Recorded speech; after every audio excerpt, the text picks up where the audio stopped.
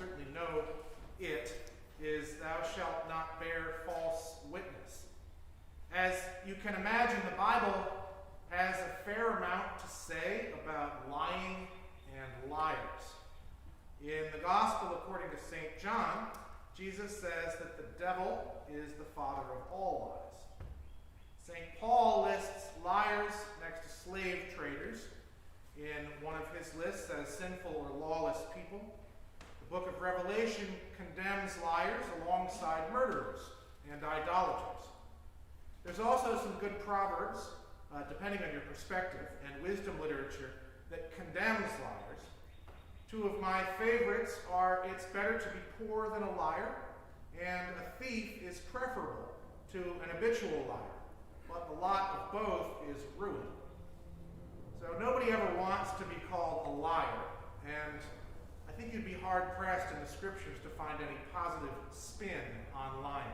After all, it is one of the commandments to not bear false witness. Our epistle today featured one of the more memorable lines about liars in the Bible, and I view it as one of the great broadsides against people who talk the talk but don't walk the walk. This is from the first letter according to John that we just heard. Those who say, I love God, and hate their brothers or sisters are liars. For those who do not love a brother or sister whom they have seen cannot love God whom they have not seen. The commandment we have from him is this: those who love God must love their brothers and sisters also. Now that line reminds me of several other great lines. One is from St. James. I'll read it to you. If any think they are religious and do not bridle their tongues but deceive their heart, their religion is worthless. Religion that is pure and undefiled before God is this: to care for orphans and widows in their distress, and to keep oneself unstained by the world. St. James also says, faith by itself, if it does not have works, is dead. And back to St. John, little children, let us not love in word or talk, but in deed and in truth. And it's not just limited to those two, it's also St. Peter. Here's one from Peter. Make every effort to supplement your faith with virtue, and virtue with knowledge, and knowledge with self-control, and self-control with steadfastness, and steadfastness with godliness, and godliness with brotherly affection, and brotherly affection with love. And also from St. Paul, they profess to know God, but they deny him by their works.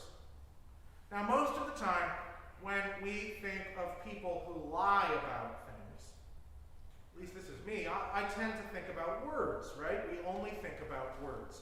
True and false. The Pinocchio meters on TV, that sort of thing. St. John shines a spotlight, though, I think, on every person of faith and asks each of us a pretty essential and basic question. Is your faith actually backed up by deeds, by anything at all? Is love just a word, a nice feeling, a sentiment from a Hallmark card? Or is it a driving force behind what you do each day? Is the faith that each one of us claims in the God of love, in essence, true? Or is it a lie? Is it true because it's backed up with the truth of living it out each day? Or is it just something we say but do not mean? We gather together each week for worship and for prayer, but, and I'll reiterate what St. John says, we must be more than just empty words. So I'll ask, this is for me too, this is for all of us. What are you going to do this week with your faith? Are you going to do some charitable ministry? Are you going do some charity? Are you going to bite off something? Are you going to work to repair a damaged relationship with a family member or a friend or a neighbor? Are you going to advocate in some way for some policy that will help someone else and make life different and better for those of us that live in community? Are you going to donate some of your time or your money to help someone else?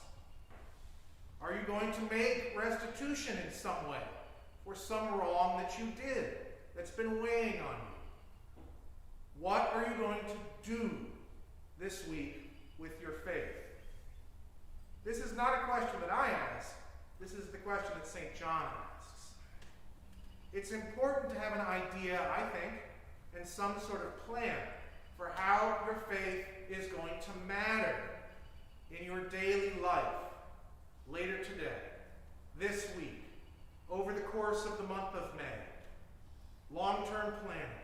What does your faith mean? I'm a big calendar person. I don't know if you use a calendar. I think most of us do. I do recommend it if you don't. If you do use a calendar, have you ever considered scheduling time that has to do with your faith? Prayer, scheduling time for prayer, scheduling time for charity, scheduling time for ministry, scheduling time for advocacy. If you use a calendar, you might not even have to write it in. Now, my calendar has all of our services on it. So it's in my calendar that I'm going to church. But it's also in my calendar when our church is offering ministry events. And we're doing one actually later today with our teens. Right after this service, we're making sandwiches. It's a calendar event. Later this week, on Wednesday, the men's group is gathering at 6 p.m. to do the same thing, to make sandwiches. These are really small examples, but they are truly examples of trying to live out the faith that each of us has in our daily lives. What are you going to do this week with your faith? Now, I'm going to paraphrase St. Francis. We all love this prayer, right? Lord, make me an instrument of your peace is where it usually goes, right? Make me an instrument of peace. You can also pray, Lord, make me an instrument of my faith in the God of love. Let me sow love in the lives of those around us because I believe in the God of love.